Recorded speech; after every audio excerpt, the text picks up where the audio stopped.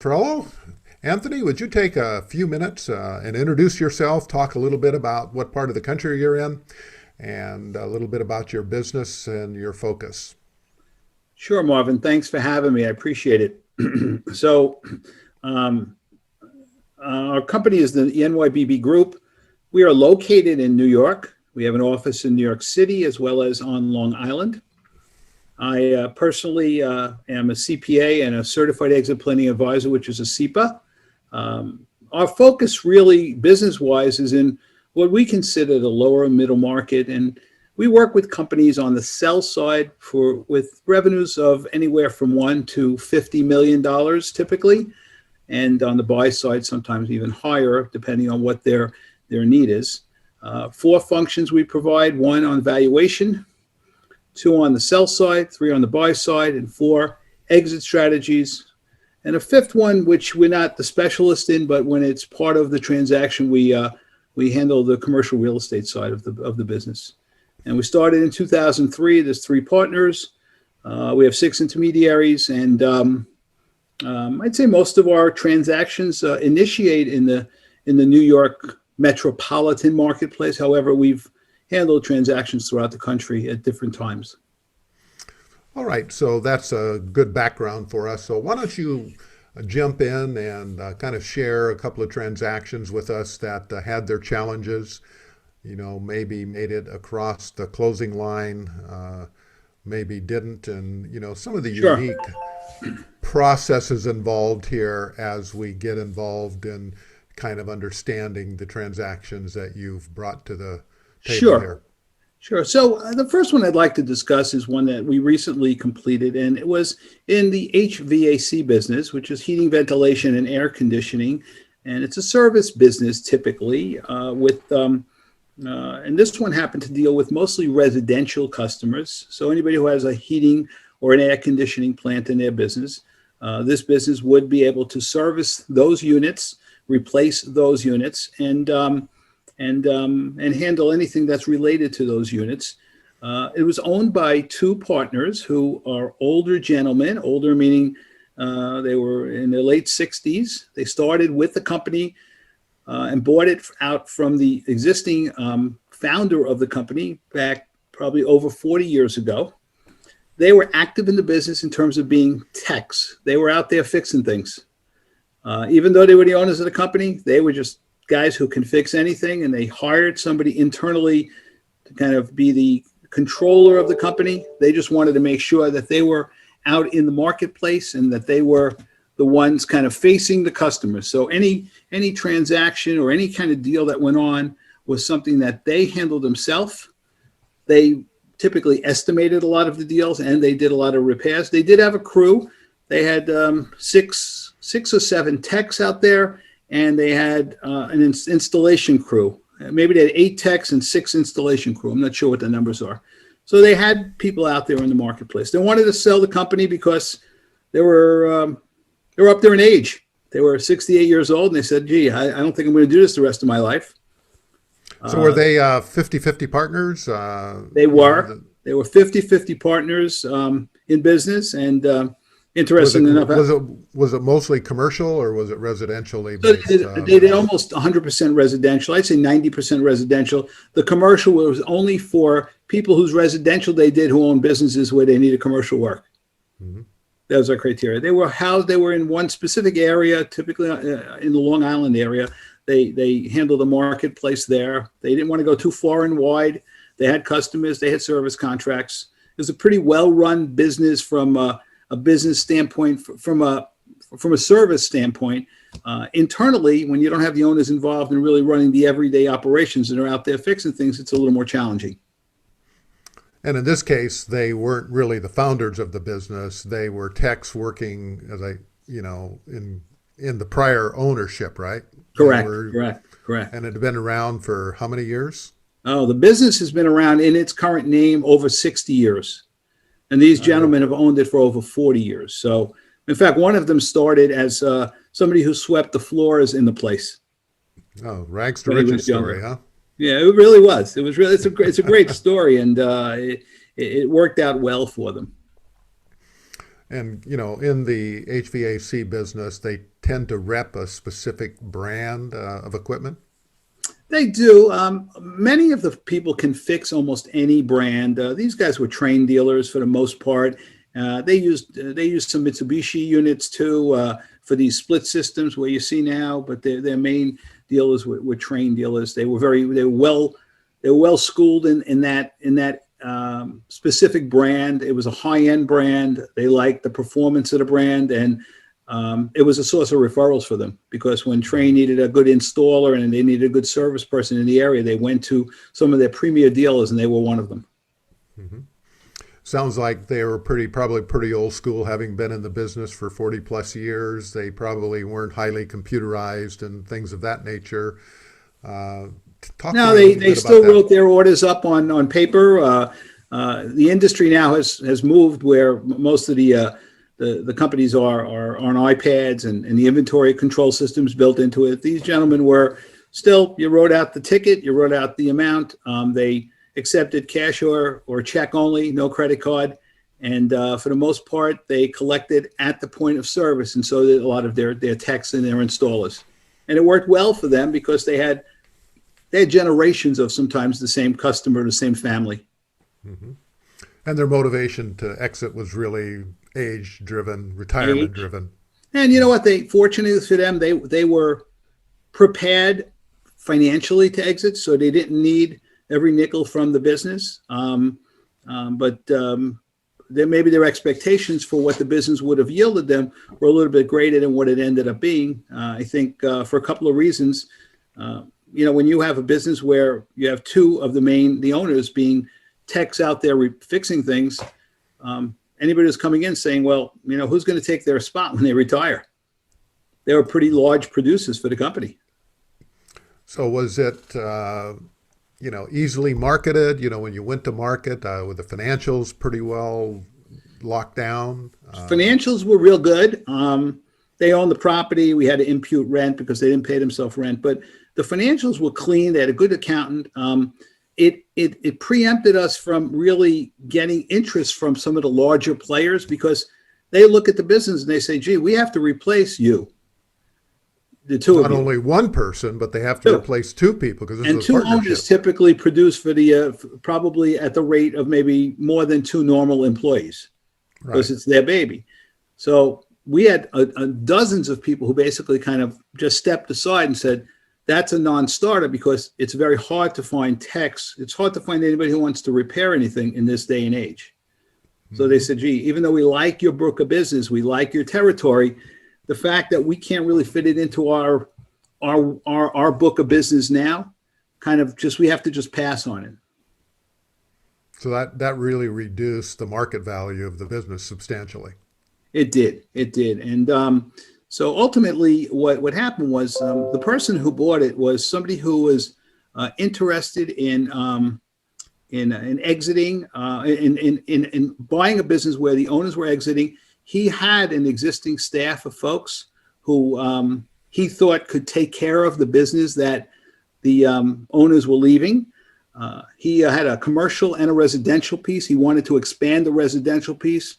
And most people realize that in order to expand, it's a lot easier to expand if you're doing an acquisition sometimes than trying to do it organically. All So right. this gentleman purchased the business. He had some other lines of business too. And interestingly enough, he didn't really want the owners to stay on for a long time. They stayed on for about 45 days, which is very atypical, especially for people who knew most of the client base. He may have been a little bit cocky or arrogant, the buyer, but he thought he could do the job. And the controller internally had no interest in staying on beyond 1 month anyway.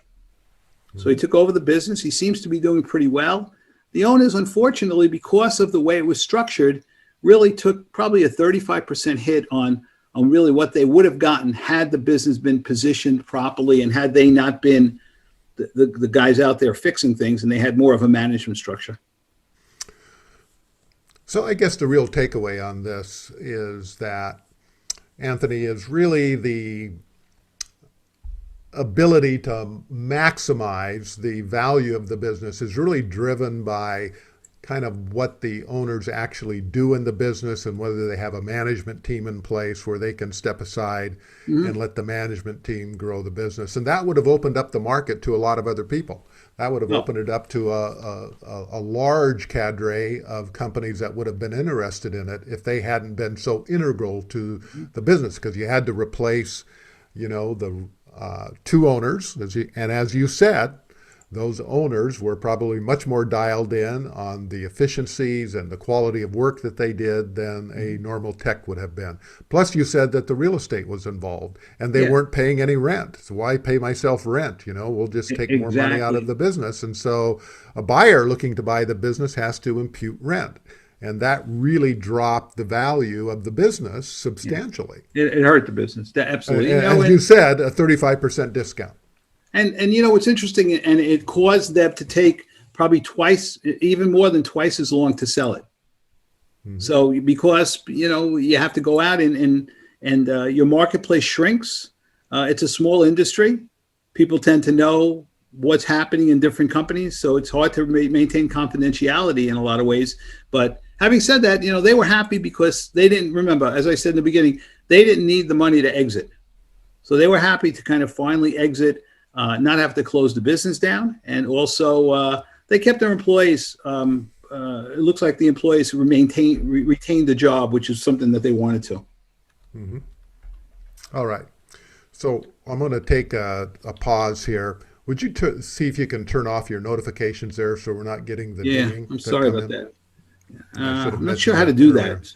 I'm not sure how to do that. That's the problem. So what do you have? I got to go into my Microsoft Outlook. No, I have a Mac, so I'm not all that familiar with Yeah, hold on. Windows. Let me take a look.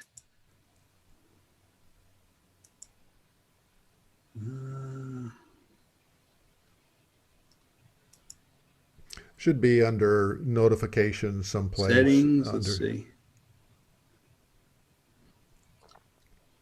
I'm not that tech savvy. I'm sorry. So let Got it. me see. Let me see. Let me see. Let me see. No, that's not there.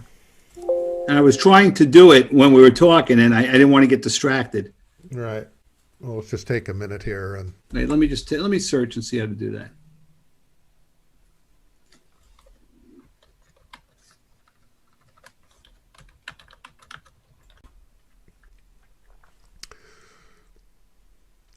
all right. Anthony, that was a great takeaway. So let's jump in and talk a little bit about another transaction that had its challenges.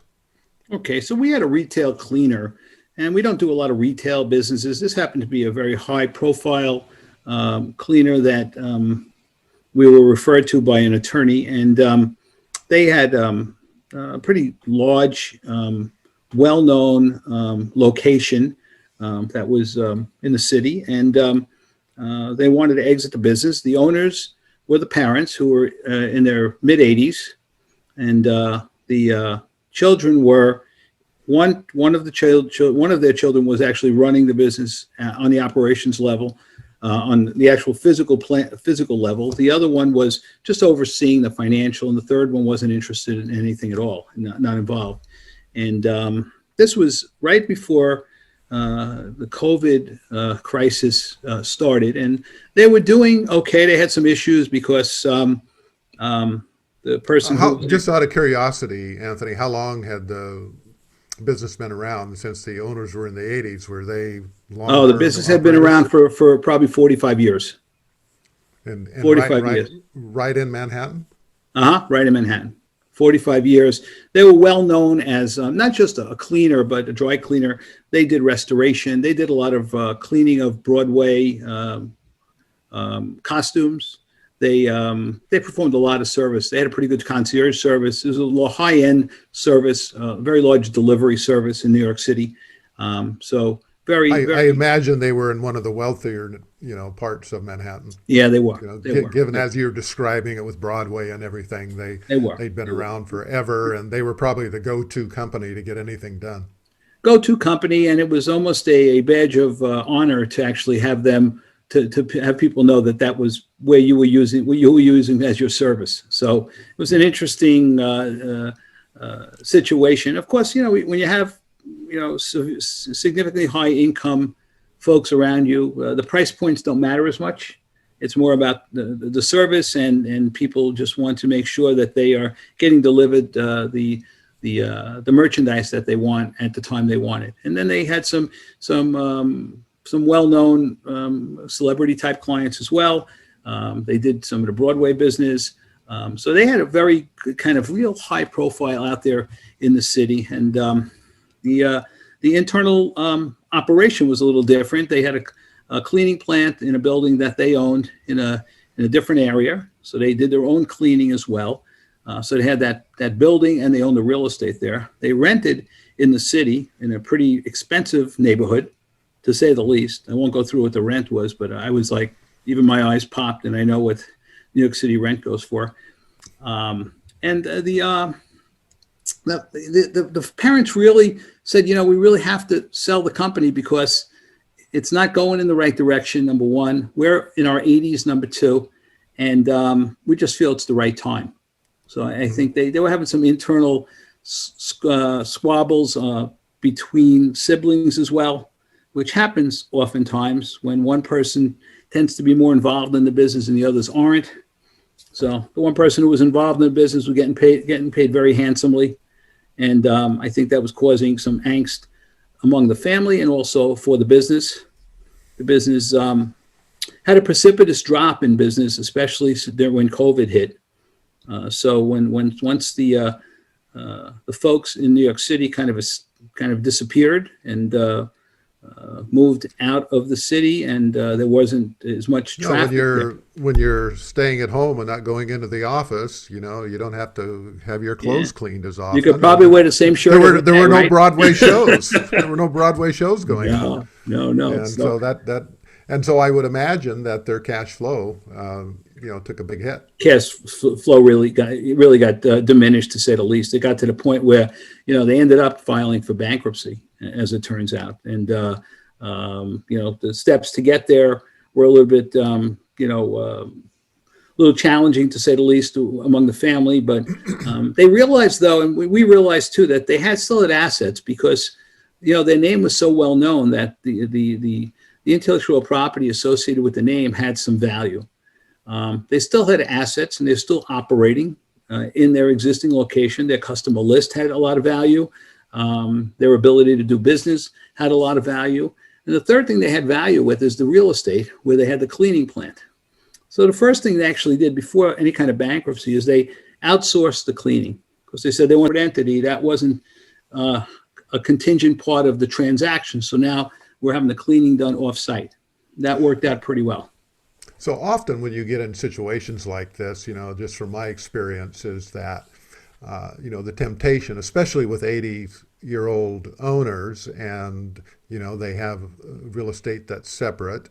The kids aren't really all that dialed into the business and probably don't want to continue with the business. The temptation is really to wind it down. And so give me some of the dynamics of that thought process. I mean, was that part of what they were thinking? I think they didn't think they had any other options. So, winding it down was something they really did not want to do because it was so well known, and it was the parents' baby, and the parents were still alive. So to just have it go away, I think would have been disheartening at best. It would have been really a tough situation. But they were thinking that way because they, quite frankly, ended up having a difficult time paying their bills. Okay, so if they're thinking that way and they're 80 years old, what was the dynamics that caused a shift to have a different outcome? Good question. So we looked at the situation and we said, look, you have, assets that are of value. We had been marketing the company, and we had a few different takers who were interested in the business. A lot of their competitors who were interested in their business backed off because their business had fallen so precipitously as well. So they said, gee, I don't want to be any more engaged in the industry than I'm in right now. We did have one person who had a different type of business model, thought he could leverage the name and kind of expand the business, not just in the New York metro area, but throughout the country. And he said, look, I'd like to be able to utilize, number one, the name. I'd still like to operate in New York City. Can we make something happen like that? So we spoke with the owners, and we said, look, and they had filed for bankruptcy at that point, but they said, look, we'd like to be able to own on one side, they had intellectual property in the name that was worth money. That was, who was it worth money to? I guess somebody who was willing to pay, but, it had some obviously appeal. The second thing, of course, there were the assets in the business and the operation and the entity itself and the ability to do business in that location. So ultimately what happened was they filed for bankruptcy. They got some relief from creditors at that point. And as part of the deal, they were able to buy the children of the 80-year-olds ended up buying the intellectual property as one transaction. The person who wanted to expand the concept bought the actual location and the assets. And the real estate was a separate piece that ended up being sold. It's in the process of being sold now to just an investor who just wants property, who wants to build on it. Has nothing to do with the cleaning industry. The transaction actually is going to be a multi-year, probably a 10-year transaction where there's a small payment up front and there's going to be a larger payment as they go forward because the owners who own the intellectual property are participating in the transaction and are going to get a royalty or an earnout as the buyer develops more locations and leverages the name in different locations. Okay, so let's step back and take a look at how this transaction sort of came together. So you went from a situation where COVID directly impacted the business. I mean, you're doing a lot of cleaning for Broadway shows and high-end customers, and they leave the city. No Broadway shows going on. Cash flow drops precipitously. They have an expensive lease that they're taking care of from a retail lease. And one of the options on the table is, hey, we're 80 years old. Let's just wind it down, call it a day, and go home. Not a great outcome, but, certainly something that was an option. And so because I guess you were brought in by an attorney, you got your heads together and proposed a rather unique and I think compelling structure in which you chopped this up into three different types of transactions. You sold the intellectual property, which is the brand and the trade name that they were operating under. You sold the retail location and continued to operate there, the assets of that location. And then you packaged the real estate up and spun that out.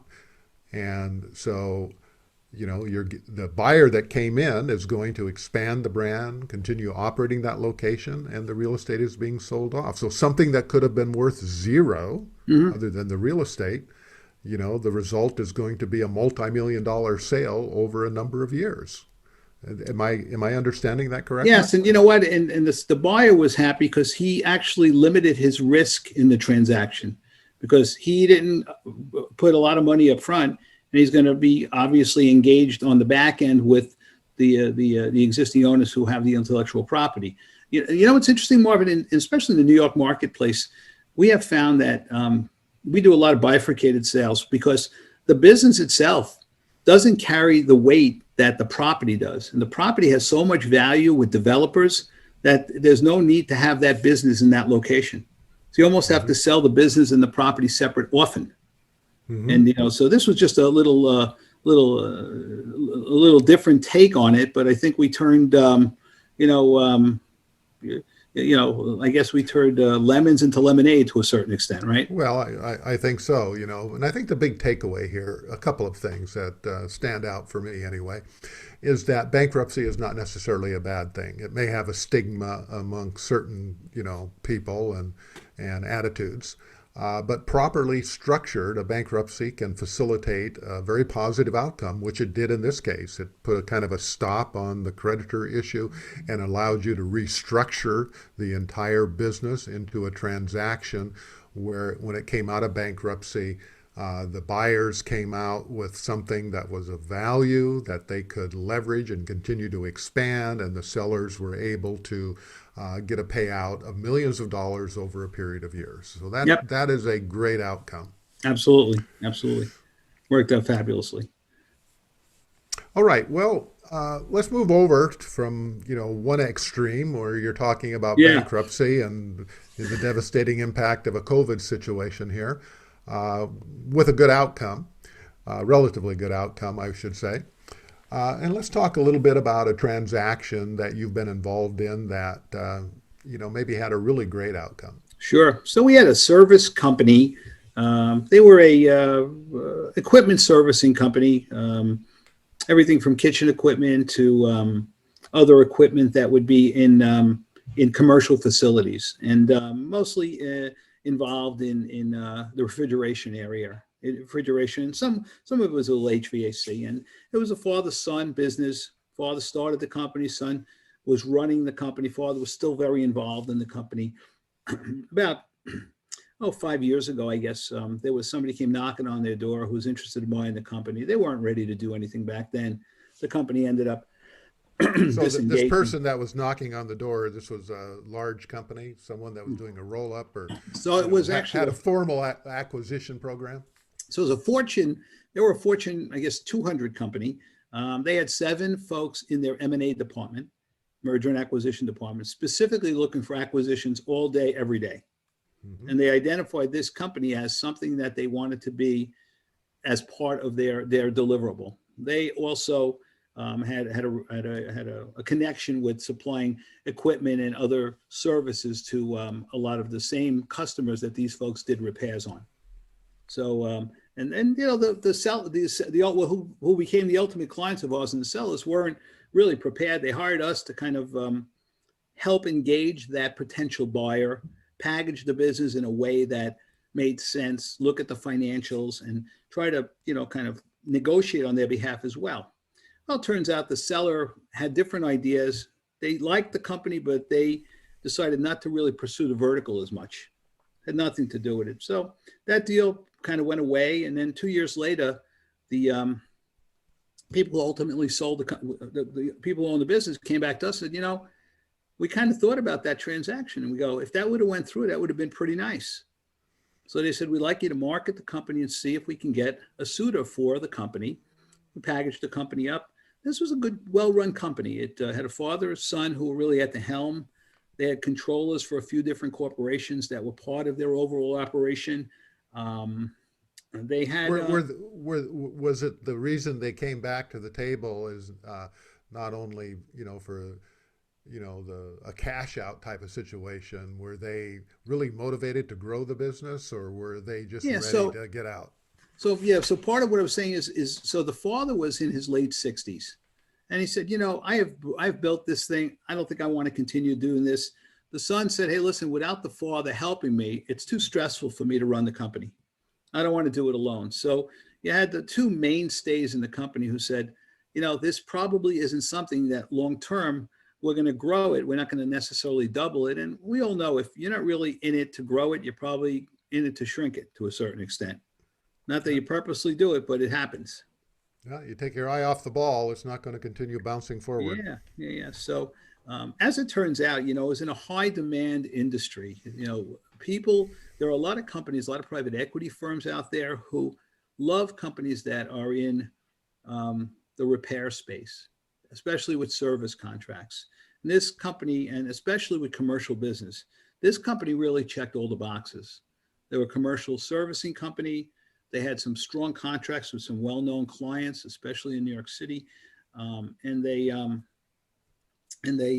basically have done very well. They had good financials. They had kind of a strong financial position, and they had the management and kind of the wherewithal to kind of number one run the company. And the owners, although they wanted to exit, ultimately they were persuaded to stay for a while, and we'll kind of go into how that happened. So who when you actually packaged the company and took it out to market, did you put a price on it? Did you run an auction? Right. Who came to the table? What was the motivation for those Right. companies Well, coming to the because we table? sensed a strong market for the business, and it had a reasonable amount of EBITDA, we went out on a bid basis, auction, you could call it a bid basis, and we once we went out, we probably had, I think we had 6 letters of intent from different companies, most of them private equity firms or strategics, but the strategics typically were even owned by private equity. So it was their platform company that they wanted to add on to. And some people just wanted to be in that space. So they made offers that varied. And without giving the actual numbers of what the company did, the offers for this type of company would typically provide a multiple of, let's say, 4.5 to 5 times EBITDA. And because of the strong demand out there, because And of EBITDA is earnings before interest and taxes and amortization. So that's right. I'm for our sorry. audience out there, no, that's fine. Just normal wording we use, right? Right. This one actually ended up getting a multiple of 6, and a lot of it was because it was well structured. It had a good reputation. It had service contracts, and when you create competition, you tend to drive the price up, and the competition really drove the price up for the company. Mm-hmm. Now, one of the things that happened too is when companies are bought by, let's say, a private equity firm is buying a company, and they have other companies similar to it. So they maybe have a platform company, and they're adding it on. Oftentimes, they may want to sell the larger company, which they add your company onto. In this case, that's what their plan was in the next 18 to 24 months. And they wanted the owners to stay on, number one, to run the company until they sold the larger company, so the smaller company internally. And then they said, listen, what we'd like you to do is we'd like you to retain some ownership in the company. And the owners agreed. They retained about 15% ownership. So they got paid 85% of their company, 15% went and got reinvested. What that does is 2 things. One, it gives them cash out up front for the 85%, and it gives them that 15% reinvested in the company so that when they sell the larger company, they get, I guess we call it a second bite of the apple. They get another payout down the road. Maybe it's 1 or 2 or 3 years down the road. These guys were okay with it as long as it was only 1 or 2 or 3 years. If it was going to be any longer than that, they wanted to get out. Well, that's an interesting structure that was put into place, number one, because of the type of company that they had and how well the company was run, even though the owners are probably not highly motivated to, continue to push the company forward to double the value in the next 5 years or so, let's say. They still had a good company that was run, and they got 6 times instead of 4.5 to 5 times the multiples on the earnings. But in this particular case, as you've explained here, they left part of their money into the private equity firm and the company that the private equity firm was positioning for an exit a year or 2 down the road. And so they were probably going to perhaps double that 15% or maybe triple that 15% upon the eventual sale of the holding company or that the private equity firm was positioning for an exit. Is that kind of how the structure came together? It is. And the interesting part is in order to look, nothing's guaranteed, right, Marvin? But we did a little reverse due diligence to make sure that the people we're reinvesting our money in were running a good operation. So we actually checked with some of the people who have sold to them in the past to see what their reputation was, and it came out to be fabulous. Mm-hmm. So, yeah. So they got a second bite of the apple, which was really kind of a creative, value by leveraging, their equity that they left into the company, that 15%. They really got a high leverage on that because of what the actual long-term or I guess intermediate term of the private equity company was. So everyone's interests kind of lined up. And when you have that kind of alignment of interest, good things can happen. And, based on reputation, it probably would happen again. Worked out fine. Yeah. So we should have all our transactions end up like that. Yeah. So it's a great process if you have the company set up in a position that can take advantage of that. And also, if you as the operator of the company are asked to stay, if you're willing to do that. Oftentimes owners say, listen, I'm selling the company. I really want to go out the door. Here, they were willing to stay because now don't forget, you're working in a company that you are not the primary owner for, right? You are now a minority shareholder in your own company. Yeah. Well, so it's challenging. Yeah, having that equity stake and knowing that it's a limited window out there makes it a little bit easier to It swallow that does. pill for an It does. entrepreneur that hasn't worked for anyone in a couple, 3 decades.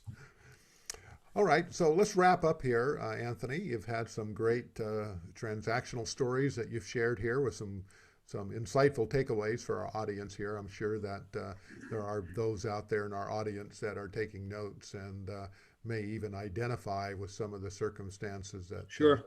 they find themselves in as they think about exiting down the road here. So why don't we wrap it up with one final story here that had some interesting twists and turns to it. Yeah. So we have it's a shorter story. So we had a company that was in the testing business and run by a 56-year-old gentleman who was well known in the industry, and he When you was the say rate. testing, describe what type of So testing. they did a couple of things. They did some testing of soil and some ground type of soil. Number one, they also did air testing. So, for instance, when you get an HVAC system installed, especially on the commercial side, somebody has to test and certify that the airflow is consistent through all the vents and all the ducts. They have a device and have a certification program for that. So anybody who gets an HVAC system installed needs to have this test done in order to actually have it signed off. And it's pretty interesting, especially now given what's going on in the COVID era. You know, there's a lot more emphasis being placed on airflow and clean airflow and consistent airflow. So they're kind of So in an interesting was business. this pre-COVID? This discussion or the sale, was this pre-COVID? It was pre-COVID, okay, the discussion, the sale. I think it got done right before COVID, so it was a challenge. But what happened was the owner suddenly passed away. And, you know, it was a very sad event. Nobody expected it. He wasn't ill. And So he he owned had a heart 100%, attack. When had a heart generally that's the attack. He case. was Yeah, coming back okay. from his boat. He was boating. He was a big boater. He was boating one day. The boat came in and he somehow had, you know, he had a heart attack and he didn't make it. And this was a gentleman who would work from 5:30 in the morning till 6:30 at night, 5 days a week, religiously, well known. He was the rainmaker, ran the company. I apologize for that. But he did that. And what happened was, you know, the interesting part is he wanted to make sure that he his family really, you know what, his family was pretty much taken care of. So they really didn't quite care about what happened to the business, which was kind of surprising. Now, this was a multi-million-dollar business that he had. And so what happened was he had probably 15 technicians. He had probably had 7 or 8 people who were techs, a couple other people who were helpers, and the family said, "Gee, we just don't know what to do with the business." Their attorney said, "Well, let's try to sell the business." They said, "How can we sell the business without the family, without the owner, without the person who really was the rainmaker?" They brought the deal. The lawyer called us and said, "What do you think you could do with this?" You know, it's interesting. The sad part about it is ultimately it sold, and it sold for about 1/6 of what its value would have been. Okay. People in the industry, and it was strong financially, people in the industry didn't want the company because they said, well, you know, Well, this guy's that's a little unusual. I mean, very unusual. the normal situation would be you'd go to a competitor and they would lap this up. I mean, this is an ideal situation for them. So Strong company, great reputation. sometimes there's a little more arrogance than that, Marvin. So most of them figured that if he's gone, these folks are going to come to someone. Why should I pay for the business? They'll come to me anyway. Because he was Okay. so integral to the part Right. of the business. And I if he's mean, not there, he can't pass off the relationship because he was the relationship. So if he's not there, he can't hand off the relationship and say, hey, these are the guys you need to use. And if he's not there, these folks are going to have to go somewhere. So the industry basically said, we're not going to touch it. We ended up finding somebody who looked for an opportunity, and a gentleman bought it. He got a tremendous value for about so one. so the buyer that eventually came to the table was not someone from the industry. Correct. It was, an entrepreneur, a founder, a mover and shaker that was looking for a specific type of company that he could leverage and bring his skill set to and grow, and looking for the opportunity more than anything else. Correct. Correct. And he had been looking for a long time. He was a known buyer to us, and he was in our database. And I thought when this opportunity came up, I go, his name is Michael. I said, this would be something Michael could do because he had started other businesses. He had grown other businesses. He had the mindset for it.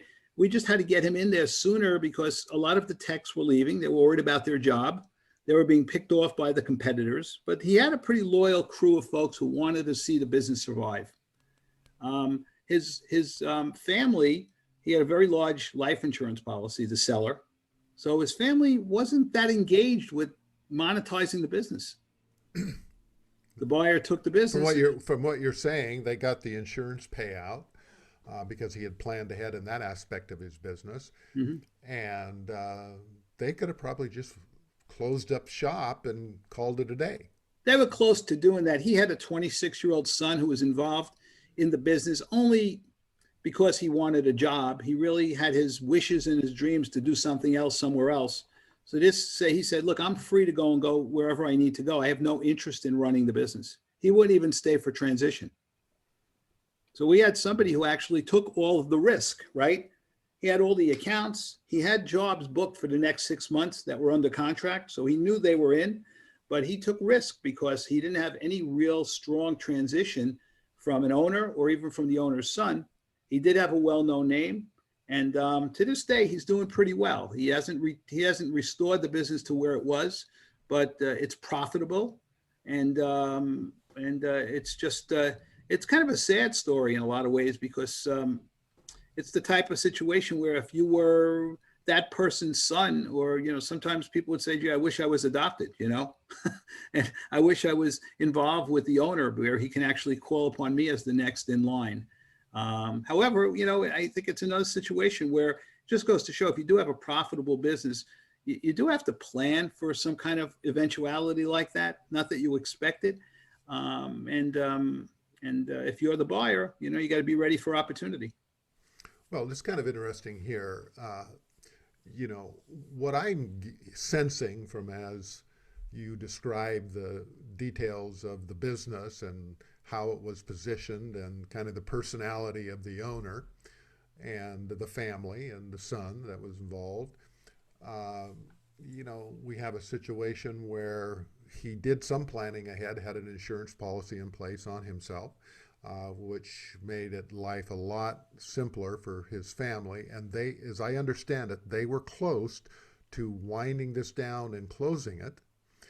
But because they had you and some other advisors involved, you were able to reach into your database and to bring the right type of buyer for this rather challenging situation to the table, and monetize that for them. And it was really thanks to their attorney. Their attorney was someone saying, you can't do that because the owner's name was Jim. Jim wouldn't want that.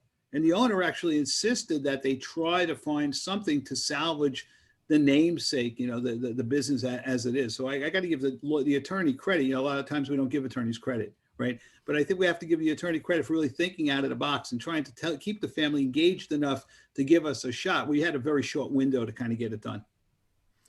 Yeah, so we have the attorney, we have you, but what I think is a great takeaway for those that are listening into this episode right now and this particular transaction is that you really need those trusted advisors, and an advisor can make a huge difference, and in this case made all the difference from really winding down the business and taking a legacy that had gone on for decades and creating an opportunity for someone else to come in.